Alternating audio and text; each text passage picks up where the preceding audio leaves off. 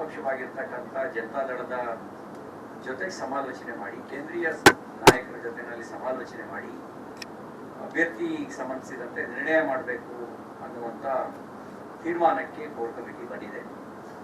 ಹಾಗೆಯೇ ದಕ್ಷಿಣ ಕನ್ನಡ ಉಡುಪಿ ಜಿಲ್ಲೆಯ ಸ್ಥಳೀಯ ಸಂಸ್ಥೆಗಳ ಉಪಚುನಾವಣೆ, ಈ ಹಿಂದೆ ಶ್ರೀನಿವಾಸ್ ಪೂಜಾರಿಯವರು ಅಲ್ಲಿ ಚುನಾಯಿತರಾಗಿದ್ದರು. ಅದರ ಉಪಚುನಾವಣೆ ಅಕ್ಟೋಬರ್ 21ನೇ ತಾರೀಕು ನಡೀತಾ ಇದೆ. ಉಪಚುನಾವಣೆಗೆ ಸಂಬಂಧಿಸಿದಂತೆ ಮಾಜಿ ಮುಖ್ಯಮಂತ್ರಿ ಬಸವರಾಜ ಬೊಮ್ಮಾಯಿಯವರು ಹೋಗಿ ಯಾರ್ಯಾರು ಅಪೇಕ್ಷಿತರಿದ್ದಾರೆ ಅಂತಕ್ಕಂಥ ಒಂದು ವರದಿಯನ್ನ ಮತ್ತು ಸಂಘಟನೆ ದಕ್ಷಿಣ ಕನ್ನಡ ಉಡುಪಿಯ ಪ್ರಮುಖರ ಅಭಿಪ್ರಾಯವನ್ನು ಸಂಗ್ರಹಿಸಿಕೊಂಡು ಬಂದಿದ್ರು. ಅದನ್ನ ಇಲ್ಲಿ ಚರ್ಚೆ ನಡೆಸಿದ್ದೇವೆ. ಇದಕ್ಕೆ ಸಂಬಂಧಿಸಿದಂತೆಯೂ ಕೂಡ ಕೇಂದ್ರೀಯ ನಾಯಕತ್ವದ ಜೊತೆಯಲ್ಲಿ ಚರ್ಚೆ ನಡೆಸಿ ನಿರ್ಣಯ ತೆಗೆದುಕೊಳ್ಳುವಂತ ಅಧಿಕಾರವನ್ನ ರಾಜ್ಯಾಧ್ಯಕ್ಷರಿಗೆ ನಾವು ಕೊಟ್ಟಿದ್ದೇವೆ. ಇದಲ್ಲದೆ ಪ್ರಚಲಿತ ರಾಜಕೀಯ ವಿದ್ಯಮಾನಗಳ ಬಗ್ಗೆ ಸಂಬಂಧಿಸಿದಂತೆಯೂ ನಾವು ಚರ್ಚೆ ನಡೆಸಿದ್ದೇವೆ.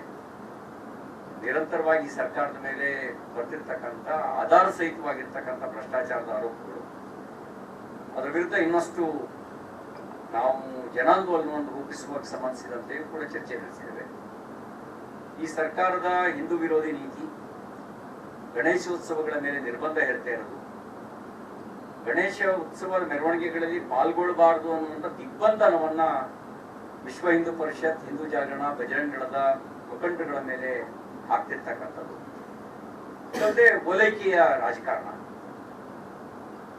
ಈ ಎಲ್ಲ ಸಂಬಂಧಿಸಿದಂತೆ ನಾವು ಚರ್ಚೆ ನಡೆಸಿ ಇದಕ್ಕೆ ಸಂಬಂಧಿಸಿದಂತೆಯೂ ಕೂಡ ಪರಿವಾರ ಸಂಘಟನೆಗಳ ಪ್ರಮುಖರ ಜೊತೆನಲ್ಲಿ ಸಮಾಲೋಚನೆ ನಡೆಸಿ ಹೋರಾಟ ರೂಪಿಸುವಂತ ಚಿಂತನೆ ಪಕ್ಷದ ಕೋರ್ ಕಮಿಟಿಯಲ್ಲಿ ನಡೆದಿದೆ. ಮುನಿರತ್ನ ನಮ್ಮ ಶಾಸಕರು, ಅವ್ರ ಮೇಲೆ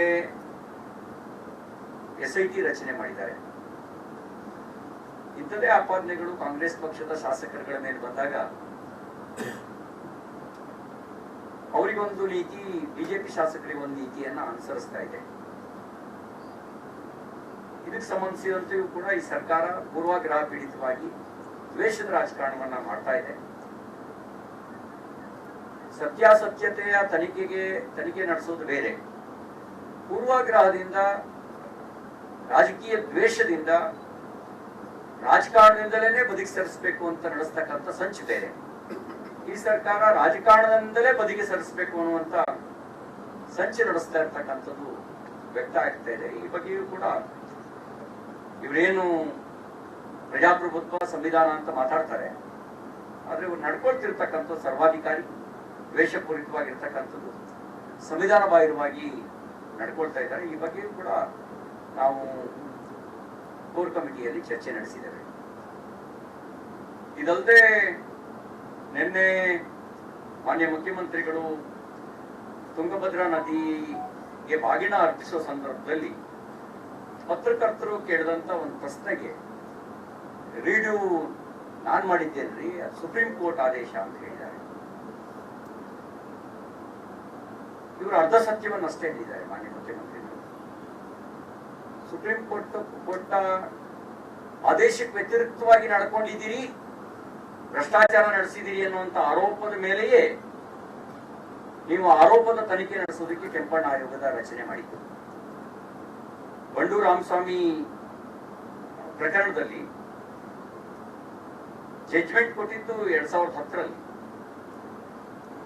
4 ವರ್ಷ ಅದ್ರ ಬಗ್ಗೆ ಏನು ರಿಪೋರ್ಟ್ ಕೊಡದೆ ಈಗ ನೀವು ಬೇಕಾಬಿಟ್ಟಿ 880 ಎಕರೆಗೂ ಹೆಚ್ಚು ಡಿನೋಟಿಫಿಕೇಶನ್ ಮಾಡಿ, ಆ ಪ್ರಕರಣದಲ್ಲಿ ಏನ್ ಹೇಳಿತ್ತು, ಗ್ರೀನ್ ಬೆಲ್ಟ್ ಇದ್ರೆ, ಶಿಕ್ಷಣ ಸಂಸ್ಥೆಗಳು ಏನಾದ್ರು ಎಕ್ಸಿಸ್ಟಿಂಗ್ ಶಿಕ್ಷಣ ಸಂಸ್ಥೆಗಳಲ್ಲಿ ಇದ್ರೆ, ಚಾರಿಟಬಲ್ ಇನ್ಸ್ಟಿಟ್ಯೂಷನ್ಸ್ ನಡೀತಾ ಇದ್ರೆ, ಸ್ಮಶಾನ ಇದ್ರೆ, ನರ್ಸರಿ ಇದ್ರೆ, ಕಟ್ಟಡಗಳಾಗಿ ಅಭಿವೃದ್ಧಿ ಆಗಿದ್ರೆ, ಅದು ಕೇವಲ 6 ಗ್ರಾಮಕ್ಕೆ ಮಾತ್ರ, ಯಾರು ನ್ಯಾಯಾಲಯಕ್ಕೆ ಹೋಗಿದ್ರು ಅದನ್ನ ಮಾತ್ರ, ಅಂದ್ರೆ ಮನವಿ ಸಲ್ಲಿಸಿದ ಮನವಿದಾರರಿಗೆ ಮಾತ್ರ ಆದೇಶ ಇದ್ದಿತ್ತು. ನೀವೇನ್ ಮಾಡಿದ್ರಿ, ಮನವಿ ಸಲ್ಲಿಸದೇ ಇದ್ರು ಕೂಡ ಇದು ಯಾವುದು ಅಂದ್ರೆ ಇನ್ನೊಂದು ಹೇಳಿತ್ತು, BDA ಬಡಾವಣೆ ಏನು ಅಭಿವೃದ್ಧಿಪಡಿಸ್ತಿರುವಂತ ಬಡಾವಣೆಗೆ ಸಂಪರ್ಕವೇ ಇಲ್ಲದೆ ಇದ್ರೆ, ಅಂದ್ರೆ ದ್ವೀಪದ ತರ ನೀವೇನಾದ್ರು ಐಸೋಲೇಟೆಡ್ ಆಗಿ ನೋಟಿಫಿಕೇಶನ್ ಮಾಡಿದ್ರೆ ಅಂಥದ್ದು ಮಾತ್ರ ಡಿನೋಟಿಫಿಕೇಶನ್ ಮಾಡಬೇಕು ಅಂತ ಹೇಳಿತ್ತು. ಅದು ಹೇಳಿ ಅರ್ಜಿ ಸಲ್ಲಿಸಿದವರಿಗೆ ಮಾತ್ರ ಅಂತ ಹೇಳಿತ್ತು. 6 ಗ್ರಾಮಗಳು ಯಾವುದು ಅಂತ ಹೇಳಿದ್ರೆ ಕೆಂಪಾಪುರ, ಶ್ರೀರಾಮ್ಪುರ, ವೆಂಕಟೇಶ್ಪುರ, ನಾಗವಾರ, ಹೆಣ್ಣೂರು ಮತ್ತು ಚಳ್ಳಕೆರೆ. ನೀವೇನ್ ಮಾಡಿದ್ರಿ? ಅದನ್ನ ಬಿಟ್ಟು 16 ಹಳ್ಳಿಗಳಿಗೆ ಸಂಬಂಧಪಟ್ಟಂತ BDA ಆಲ್ರೆಡಿ ಡೆವಲಪ್ ಮಾಡಿ, ಲೇಔಟ್ ಮಾಡಿ, ನಿವೇಶನವನ್ನು ಹಂಚಿಕೆ ಮಾಡಿದ್ದ ಪ್ರದೇಶವನ್ನು ಕೂಡ ಡಿನೋಟಿಫಿಕೇಶನ್ ಮಾಡಿದೆ. ನಿವೇಶನ ಹಂಚಿಕೆದಾರರಿಗೆ ನಿವೇಶನ ಹಂಚಿಕೆ ಮಾಡಿ ಹಣ ಕಟ್ಟಿಸ್ಕೊಂಡು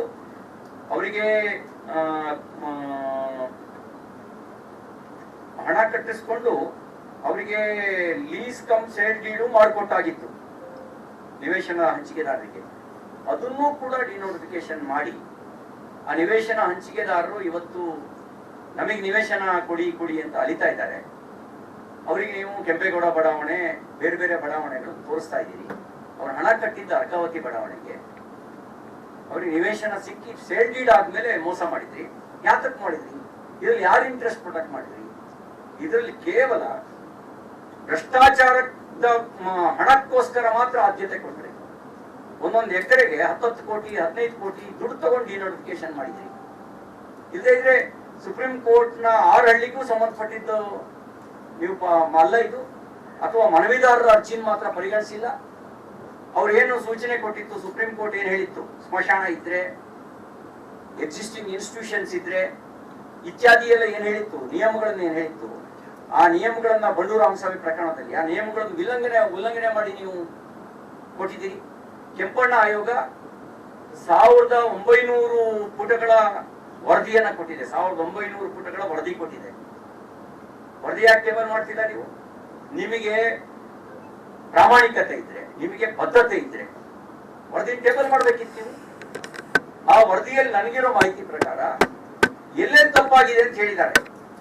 ನೇರವಾಗಿ ಹೇಳಿಲ್ಲ ನೀವೇ ಕಳ್ಳ ಅಂತ ಹೇಳಿ, ಬದಲಿಗೆ ಕಳ್ಳನ ಚಹರೆ ಎಲ್ಲವನ್ನು ವಿವರಣೆ ಮಾಡಿದೆ. ಆ ಚಹರೆ ನಿಮಗೆ ಸೂಟಬಲ್ ಆಗೋ ರೀತಿನಲ್ಲಿ, ನಿಮಗೆ ಹೋಲಿಕೆ ಆಗೋ ರೀತಿಯಲ್ಲಿ ಉಲ್ಲೇಖ ಮಾಡಿದ್ದಾರೆ. ಸಾಮಾನ್ಯ ಜ್ಞಾನ ಇರೋರಿಗೆಲ್ಲರಿಗೂ ಅರ್ಥ ಆಗುತ್ತೆ ನಿಮ್ ಸರ್ಕಾರ ಅರ್ಕಾವತಿ ಬಡಾವಣೆಯಲ್ಲಿ ಭ್ರಷ್ಟಾಚಾರ ನಡೆಸಿದೆ ಅನ್ನೋದು. ಆ ನಿಮ್ಮ ಸರ್ಕಾರ ಅಕ್ರಮವಾಗಿ ಡಿನೋಟಿಫಿಕೇಶನ್ ಮಾಡಿದೆ ಅನ್ನೋದನ್ನ ಅದರಲ್ಲಿ ಉಲ್ಲೇಖ ಮಾಡಿದೆ. ನಿಮ್ ಪ್ರಾಮಾಣಿಕತೆ ಇದರಲ್ಲಿ ಸಾಬೀತುಪಡಿಸೋದಕ್ಕೆ ನೀವು ಅದನ್ನ ಟೇಬಲ್ ಮಾಡ್ಬೇಕಿತ್ತು. ನೀವು ಅದ್ರ ಮೇಲೆ ಆಕ್ಷನ್ ತಗೊಳ್ಬೇಕಿತ್ತು. ಯಾಕೆ ಆಕ್ಷನ್ ತಗೋತಿಲ್ಲ? ಯಾಕೆ ಸುಮ್ಮನೆ ಇದ್ದೀರಿ? ನಿಮ್ ಮೌನವೇ ಹೇಳುತ್ತೆ. ಅದ್ರ ಬಗ್ಗೆ ನೀವು ಮಾತಾಡಿದ್ರೆ ಇನ್ನೇನೋ ಒಂದು ವಿಷಯಾಂತರ ಮಾಡೋದು ಹೇಳುತ್ತೆ.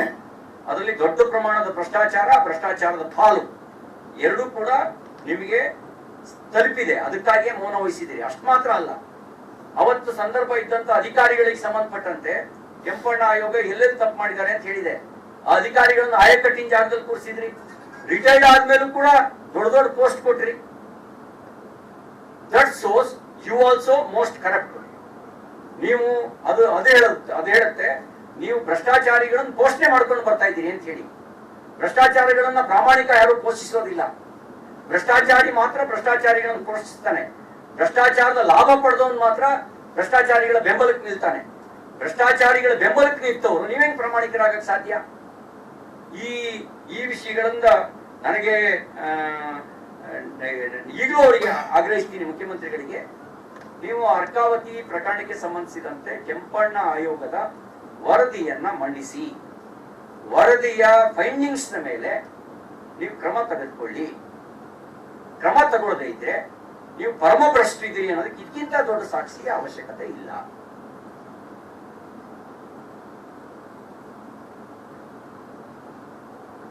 ಮತ್ತೆ ರೀಡು ಅನ್ನೋದು ಈ BDA ಆಕ್ಟ್ ನಲ್ಲಿ ಡೆಫಿನೇಷನ್ ಸೆಕ್ಷನ್ ನಲ್ಲೂ ಕೂಡ ರೀಡು ಅನ್ನುವಂಥದ್ದು ಇಲ್ವೇ ಇಲ್ಲ. ಇವರು ಅವಾಗ ಹೇಳ್ತಾ ಇದ್ರು ಒಂದೇ ಒಂದು ಗುಂಟೆ ನಾವು ಡಿನೋಟಿಫಿಕೇಶನ್ ಮಾಡಿಲ್ಲ ಅಂತ ಹೇಳ್ತಿದ್ರು. ರೀಡು ಹೆಸರನ್ನ ಡಿನೋಟಿಫಿಕೇಶನ್ ಮಾಡಿತ್ತು. ಹೇಳೋದೇನು ಹೇಳ್ತಿದ್ರು ಅಂದ್ರೆ ಒಂದೇ ಒಂದು ಗುಂಟೆ ನಾವು ಡಿನೋಟಿಫಿಕೇಶನ್ ಮಾಡಿಲ್ಲ. 880 ಎಕರೆ ಕೈ ಬಿಟ್ರು, ರೀಡು ಅಂತ ಪದ ಬಳಕೆ ಮಾಡಿದ್ರು.